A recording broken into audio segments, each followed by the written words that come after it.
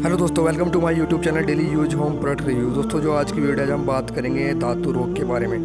दोस्तों, धातु रोग के बारे में मेरे पास बहुत सारे कमेंट आ रहे थे, बहुत सारे पर्सनल मैसेज आ रहे थे कि भाई धातु रोग हो रहा है, किस तरह ठीक करें, क्या लेना चाहिए, उसमें कौन सी औषधि ले जिससे हमारा धातु रोग ठीक हो जाए। तो आज की जो वीडियो है उसी के बारे में आपको मैं बहुत सारे उपाय बताऊँगा। घरेलू उपाय किस तरह आप ले सकते हैं, किस तरह आप इसको कंट्रोल कर सकते हैं, क्यों धातु रोग होता है, क्या धातु रोग होता है।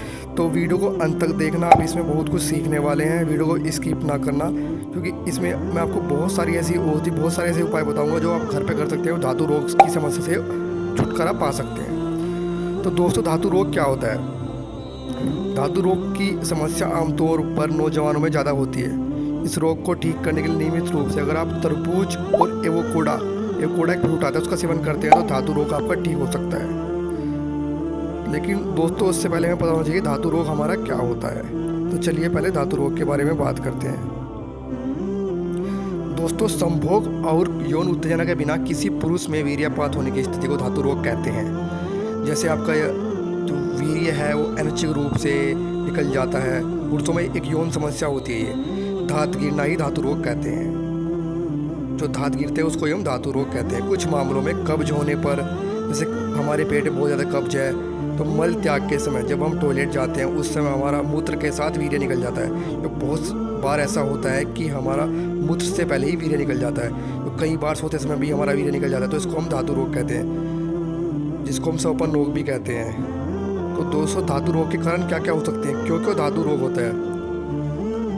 अत्यधिक हस्तमैथुन या सेक्स, या पाचन तंत्र में कमजोरी, या मूत्र या जननांग को संबंधी समस्या, या हम जो भी हमारे प्राइवेट पार्ट है उसको हम सही से क्लीन नहीं करते, साफ नहीं करते, या मलाशय में हमारे कुछ ना कुछ फोड़े फुंसी हो रहे हैं, या बहुत ज़्यादा गर्मी वाली चीज़ हम खा लेते हैं, या फिर हम बहुत ज़्यादा इस तरह खाना खा लेते हैं जो कि हमारा खाना मसालेदार होता है। तो मसालेदार खाने के बाद भी आपके जब आप मूत्र त्यागते हैं तो जलन होती है, वीर्य निकलता है, तो ये समस्या उस तरह हो सकती है। या फिर आप बहुत ज़्यादा थके हुए हैं, आँखों में प्रॉब्लम है, और इसके लक्षण क्या क्या है, किस तरह आप इसको पहचानेंगे? दोस्तों, आपको दर्द हो रहा है, थकान हो रही है, आंखें सुस्त हो रही है, अंडकोश वाले हिस्से में दर्द हो रहा है, पसीना आ रहा है, चक्कर आ रहे हैं, कमजोरी आ रही है, या रात को बहुत ज़्यादा पसीना आता है, तो इस तरह ये इसके लक्षण है। लेकिन इसके उपचार किस तरह हम इसको कंट्रोल करेंगे, किस तरह हम धातु रोग को आने से बचेंगे जिससे हमारा धातु रोग ना हो। तो धातु रोग के उपचार के लिए जीवन शैली में कुछ बदलाव लाना जरूरी है। दोस्तों, शराब का सेवन आजकल टीनेज में बहुत ज़्यादा उपयोग होने लगा है, तो शराब का सेवन बिल्कुल ना करें। रात के समय कम भोजन करें, जब भी आप रात को सोए तो भोजन बहुत कम करें, बहुत ज़्यादा पेट भरकर भोजन ना करें। मुलायम गद्दों पर सोना चाहिए, जननांगों को पूरी तरह समझ रखना चाहिए। जैसे जो भी आपका जननांग है, प्राइवेट पार्ट है, उसको बहुत बुरी तरह से क्लीन रखें। और जब भी आप टॉयलेट या मल त्यागे तो सही तरह से अपना मल को त्यागे। जो वीर्यपात की समस्या वो समस्या जो मैक्सिमम एक रिसर्च में पता लगा है कि वो सुबह को होती है, तो जल्दी उठने की कोशिश करें। उसके बाद आप प्राणायाम एक्सरसाइज कर सकते हैं। तो बहुत सारे प्राणायाम होते हैं, आयाम व्योम, अलोम विलोम आप कर सकते हैं, जो कि बाबा रामदेव बताते हैं, जो कि इसके लिए बहुत अच्छा होता है। इसके अलावा आप ग्रीन सब्जियों का अच्छा भोजन खाएँ, जो कि बाहर का भोजन होता है, मसालेदार भोजन है, उससे बिल्कुल बचें। तो इन चीज़ों का अगर आप उपचार करोगे तो आप धातु रोग से छुटकारा पा सकते हैं। तो दोस्तों, धातु रोग में आप तरबूज और एवोकाडो का सेवन कर सकते हैं, इससे भी आप धातु रोग से बच सकते हैं। दोस्तों, आपने सुना होगा शीशम के पत्ते, तो शीशम के पत्तों का अगर उपयोग खाते हैं तो उसमें भी आप धातु रोग से बच सकते हैं। दोस्तों, और भी बहुत सारे उपाय मैं बताने वाला हूँ जिससे आप धातु रोग की समस्या से छुटकारा पा सकते हैं। दोस्तों, आप दही का सेवन करते थे, अगर आप रेगुलर दही का सेवन करें तो उससे भी धातु रोग की जो स्वपन रोग की समस्या से आप बच सकते हैं। दोस्तों, इस रोग को अगर जड़ से ख़त्म करना है तो मेथी का प्रयोग कर सकते हैं। मेथी का प्रयोग किस तरह करना है आपको? मेथी पाचन क्रिया भी ठीक करता है। इसके अलावा सोने से आधे घंटे पहले मेथी का रस और शहद दोनों को मिलाकर ले लें तो आपका धातु रोग सही हो जाएगा। दोस्तों, ये थे आपके कुछ घरेलू उपाय। और थोड़े आयुर्वेदिक उपाय की हम बात करते हैं।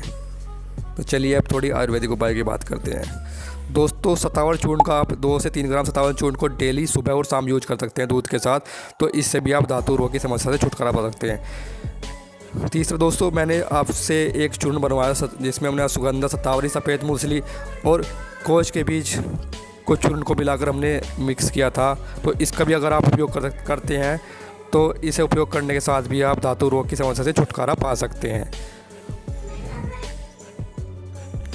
तो दोस्तों, धातु रोग कोई समस्या नहीं है। जैसे भी आपके अंदर जो वीर्य जमा होता है तो अनैच्छिक रूप से वो बाहर निकलना ही निकलना होता है। अगर आप सेक्स या कुछ ऐसी चीज़ नहीं करते हैं तो वीर्य कहीं ना कहीं से अपना जो मार्ग है वो खोदता है, उससे बाहर निकलता है। लेकिन अगर ये बहुत ज़्यादा हो रहा है, प्रतिदिन हो रहा है, तो ये एक समस्या बन जाता है। लेकिन ऐसे कोई नाइट फॉल हुआ या कोई ऐसी समस्या नहीं है, तो आप इससे घबराएं नहीं।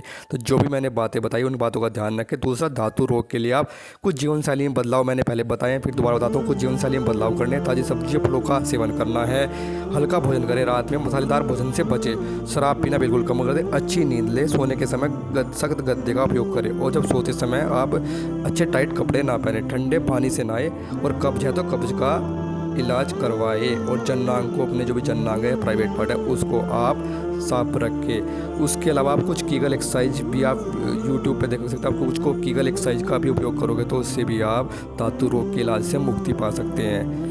तो आप कीगल एक्सरसाइज अगर आपको नहीं पता है तो आप यूट्यूब पे देख सकते हैं। 5 सेकंड तक आप कीगल एक्सरसाइज का उपयोग कर सकते हैं। दोस्तों, ये थी। और आप अश्वगंधा का सेवन कर सकते हैं। अश्वगंधा का सेवन किस तरह करना है, आपको अश्वगंधा लेना है, 2 से 3 ग्राम अश्वगंधा लेना है। उसमें आपको मिश्री मिलानी है। उसमें मिश्री मिलाने के बाद आपको इसका उपयोग करेंगे तो आपके लिए बहुत फ़ायदेमंद होगा। बाकी मैंने एक स्क्रीनशॉट लगा दिया है, उसमें लिखा हुआ है किस तरह आपको यूज़ करना है अश्वगंधा। इसके अलावा शतावरी चूर्ण भी बहुत अच्छा होता है, वो भी आप अगर 2 से 3 ग्राम शतावरी चूर्ण दूध के साथ लेते हैं वो भी फ़ायदेमंद होगा। नहीं तो आप अश्वगंधा, शतावरी, सफ़ेद मूसली और कोच के बीज का जो भी आपने मिश्रण बनाया था, चूर्ण बनाया था, उसको भी अगर आप रेगुलर लेते हैं तो वो भी आपको फ़ायदेमंद रहेगा। तो ये धातु रोग की वीडियो थी जो कि आपके लिए बहुत फ़ायदेमंद होने वाली है। तो दोस्तों, अगर आप इन जीवन शैली को अपने प्रयोग में लाते हैं, इन औषधि का उपयोग करते हैं तो धातु रोग की समस्या से छुटकारा पा सकते हैं। दोस्तों, अगर इस तरह की वीडियो आपको अच्छी लगती है तो कमेंट करें। कुछ भी क्वेश्चन हो आप कमेंट में पूछ सकते हैं, हम आपका रिप्लाई करेंगे। हम आपको पर्सनल नंबर भी दे देंगे जिससे आप हमसे कॉन्टैक्ट कर सकते हैं। भाई, कुछ प्रॉब्लम हो आप कमेंट कर सकते हैं। तो दोस्तों, वीडियो को एंड करते हैं। मैं आशा करता हूँ कि वीडियो आपको अच्छी लगी होगी और आपके लिए फ़ायदेमंद होगी। तो चैनल को सब्सक्राइब करिए, वीडियो को लाइक कर दें।